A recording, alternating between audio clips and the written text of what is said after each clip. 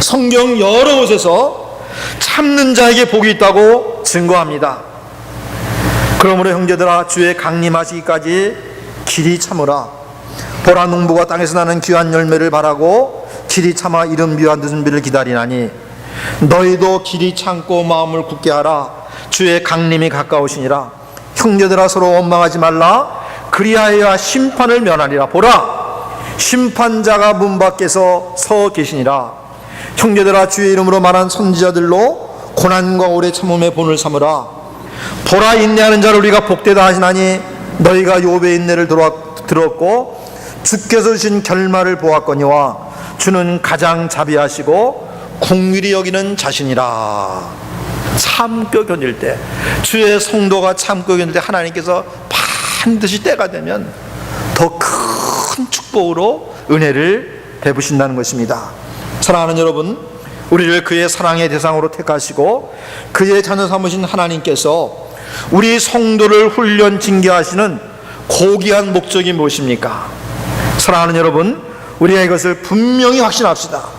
주의 징계는 복된 결과를 가져옵니다. 10절과 11절에서 저자는 이같이 증거합니다. 저희는 잠시 자기의 뜻대로 우리를 징계하였거니와 오직 하나님은 우리의 유익을 위하여 그의 거룩하심에 참여케 하시느니라.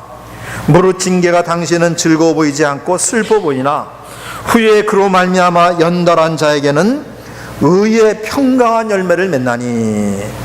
첫째는 하나님께서는 징계와 연단 과정을 통해서 우리를 그의 거룩하심에 참여케 하신다고 말합니다. 우리의 유익을 위하여 그의 거룩하심에 참여케 하시느니라. 여러분, 우리 육신의 아버지들도 자녀들을 사랑하는 마음으로 징계합니다. 그러나 그 징계가 옳지 못하거나 온전치 못한 경우가 적지 않습니다. 저도 이제까지 참 자녀들을 키우면서 가만히 뒤돌아볼 때 참 실수한 적이 한두 번이 아니에요. 육신의 아버지가 다 그렇습니다. 그래서 오히려 자녀를 더 삐뚤어지게 하거나 기가 죽게 만드는 경우가 없지 않아 있어요. 그래서 어떤 분은 목사님, 제가 지금도 제 아버지가 꿈에 보면 두려울 정도입니다. 어떻게 아버지 밑에 그냥 쳤는지 그 아버지 보기가 두렵다는 거야. 지금도 컸는데도 꿈에 나타날까 두렵다. 자기 아버지가 너무 그냥 혼남을 살았기 때문에. 그런 고백을 한 집사님의 이야기를 제가 들은 적이 있어요. 그러나 하나님께서는 그 자녀인 성도에게 가하시는 훈련과 징계를 선하신 목적으로 신앙하시며 반드시 복된 결과를 가져온다는 것입니다. 그분의 거룩하심에 참여케 하십니다. 예수 그리스도를 닮은 그런 사람이 되게 하신다는 것입니다. 과연 주변에 보면 어떤 분들은 여러 고난과 어려움에 처해도 은혜 받는 데 열심을 내며 충성되게 교회를 섬깁니다. 이런 분들에게서 우리는 오늘 히브리 저자가 말한 하나님의 거룩함에 참여하는 그 모습, 의의 평강의 열매를 맺는 그 모습을 우리가 이렇게 보게 됩니다. 정말 하나님의 그 징계, 고생과 고난을 잘 견디면서 주님을 섬기니까 저런 삶의 변화, 인격의 변화의 모습이 나타나는구나 하는 것을 볼 수 있더란 말입니다. 의의 평강의 열매를 맺는다고 했습니다. 후에 그로 말미암아 연달한 자에게는 의의 평강한 열매를 맺나니. 하나님의 징계가 그 당시에는 어려움과 슬픔을 가져다 주지만 궁극적으로 놀라운 의의 평강한 열매를 맺게 하는 것임을 강조합니다. 의의 평강한 열매를 맺느니 예수님을 닮은 의롭고 화평한 성품과 행실의 열매가 그런 사람들에게 나타난다는 것입니다. 그의 거룩하심에 참여케 하시나는 이 말씀과 표현은 다르지만 그 내용은 실상은 똑같습니다. 하나님의 훈련과 징계를 수용하고 순종하는 사람은 이 같은 성품과 행실의 열매를 맺게 되고 그 사람들은 종말의 구원에 참여하여 내세의 영광에 참여하게 된다는 것입니다. 베드로전서 1장 3절로 7절도 오늘 본문과 유사한 진리를 이같이 증거하고 있습니다. 찬송하리로다 우리 주 예수 그리스도의 아버지 하나님이 그 많으신 긍휼대로 예수 그리스도의 죽은 자 가운데서 부활하심으로 말미암아 우리를 거듭나게 하사 산 소망이 있게 하시며 썩지 않고 더럽지 않고 쇠하지 아니하는 기업을 있게 하시나니 곧 너희를 위하여 하늘에 간직하신 것이라. 너희가 말세에 나타나기로 예비한 구원을 얻게 하여 믿음으로 말미암아 하나님의 능력으로 보호하심을 입었나니 그러므로 너희가 이제 여러 가지 시험을 인하여 잠깐 근심하게 되지 않을 수 없었으나 오히려 크게 기뻐하도다. 너희 믿음이 시련이 불로 연단하여도 없어질 금보다 더 귀하여 예수 그리스도에 나타나실 때에 칭찬과 영광과 존귀를 얻게 하려 함이라. 무슨 말입니까?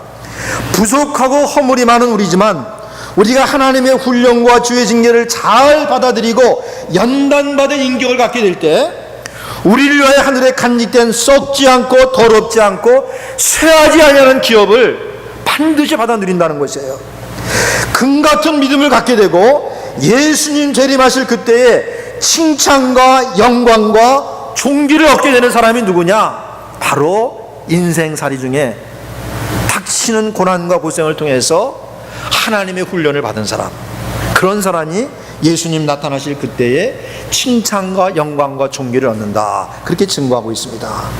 무릇 징계가 당시에는 즐거워 보이지 않고 슬퍼 보이나 후에 그로 말미암아 연달한 자에게는 의의 평강한 열매를 맺나니. 이 땅의 삶 중에 하나님의 징계의 손길이 이런 고난 저런 고난을 통해서 우리에게 임하여서 비록 그 당시에는 즐거워 보이지 않고 슬퍼 보이나 그로 말미암아 연단받은 사람은 의의 평강한 열매를 맺고 장래히 크고 영원한 영광에 참여하게 된다는 것입니다. 할렐루야! 얼마나 감사한 일입니까? 말씀을 맺습니다. 사랑하는 성도 여러분, 참 인생살이가 너무나도 피곤하고 힘들 때가 많이 있습니다. 시련과 고난 중에 처해 있습니까? 고생하며 지내십니까? 낙심하지 말고 좌절에 빠지지 말고 잘 참읍시다.